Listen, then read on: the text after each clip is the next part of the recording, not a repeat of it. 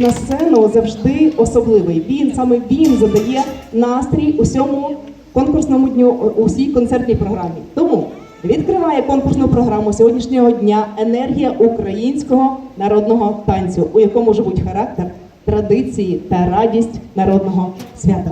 На сцені учасники народного художнього колективу ансамблю фольклорного танцю «Колесо» Палацу творчості дітей та юнацтва міста Дніпро.